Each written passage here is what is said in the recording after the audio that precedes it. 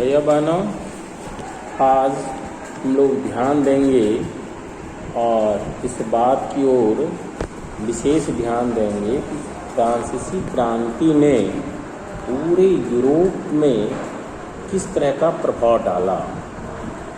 फ्रांसीसी क्रांति के जो स्वतंत्रता, समानता और भाईचारे का विचार था यह पूरे यूरोप में फैलने लगा और पहले की जो व्यवस्था थी, सामाजिक व्यवस्था, आपने देखा समाज का वर्गीकरण था, किस तरह कुलीन वर्ग, पादरी वर्ग का समाज में सत्ता पर अपना अधिकार था।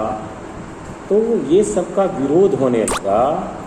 सभी जगह कुछ विशेष धर्म का बोलबाला था, इसका भी विरोध होने लगा। तो सब जगह एक परिवर्तन की मांग होने लगी। जहाँ पर कुलीन का शासन था वो कुलीन से जनता परेशान थी और सब जगह जनता के अधिकार की बात होने लगी। निरंकुश राजतंत्र के खात्मे की बात होने लगी, रूढ़िवादी विचारधाराओं के खात्मे की विचार होने लगी, समाप्ति की विचार, और समाज में इस तरह से नए नए विचार सामने आए। उसी में से आज हम लोग देखेंगे एक विचार जो आया जिसके माध्यम से फ्रांसीसी क्रांति हुई थी, वो विचार उदारवादी विचारधारा। ये उदारवादी विचारधारा क्या है? तो उदारवादी यानी लिबरलिज्म, यानी ये लोग क्या चाहते थे? आज़ादी। आज़ादी किससे? आज़ादी निरंकुश राजतंत्र से। आज़ादी किससे? सामंती व्यवस्था से। और समाज पर जो एकाधिकार था राजा का, उसकी समाप्ति, इसकी मांग सब जगह हुई। तो उदारवादी विशेषकर इस तरह का राष्ट्र चाहते थे जहां सभी धर्मों को समान अधिकार मिले, यानी किसी एक धर्म को विशेष अधिकार न मिले। यूरोप में जैसा कि आप पहले जानते होंगे कि किस तरह एक ही धर्म को विशेष महत्व दिया जाता था। ब्रिटेन की सरकार चर्च ऑफ इंग्लैंड का समर्थन करती थी, ऑस्ट्रिया और स्पेन के कैथोलिक चर्च के समर्थक थे, अर्थात ऑस्ट्रिया और स्पेन में कैथोलिक चर्च वालों को विशेष महत्व दिया जाता था। उदारवादी समूह जो थे वंश पर आधारित शासक की जो अनियंत्रित सत्ता थी उसका वो विरोधी थे।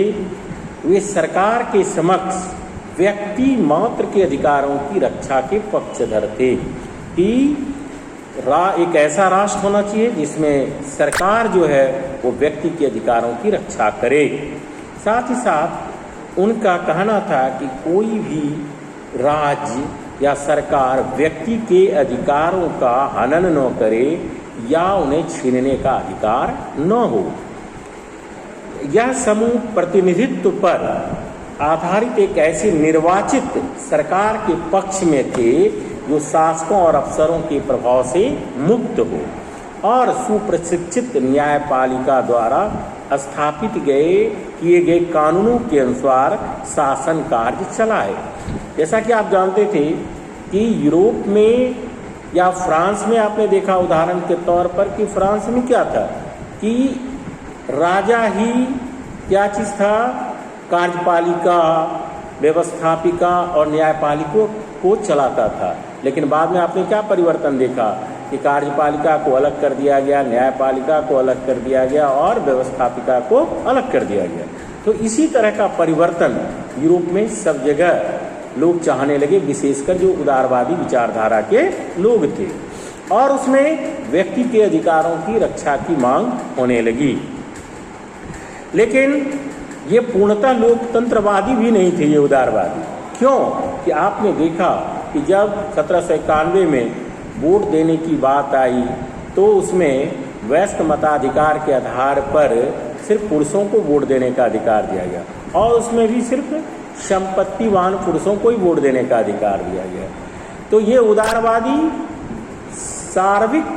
सार्वभौमिक मताधिकार के पक्ष में नहीं थे, यानी सब व्यक्तियों को वोट देने के अधिकार के पक्ष में नहीं थे। यही आप कह सकते हैं इसकी एक बहुत बड़ी कमियां थी कि फ्रांस में भी जब पहला संविधान का प्रारूप तैयार हुआ तो आपने देखा कि उसमें भी नागरिकों को दो भागों में बांट दिया, सक्रिय नागरिक और निष्क्रिय नागरिक। और निष्क्रिय नागरिक में महिलाओं को भी रख दिया गया और संपत्तिहीन पुरुषों को भी रख दिया। सिर्फ संपत्तिवान पुरुषों को ही वोट देने का अधिकार दिया गया।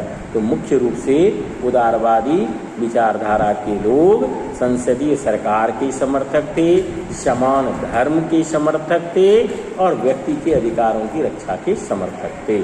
आज हम लोग इसी विचारधारा के बारे में विशेष रूप से अध्ययन करेंगे। अगली कक्षा में हम लोग विशेष रूप से रेडिकलवाद और फिर रूढ़िवादी विचारधारा के बारे में जानेंगे। धन्यवाद।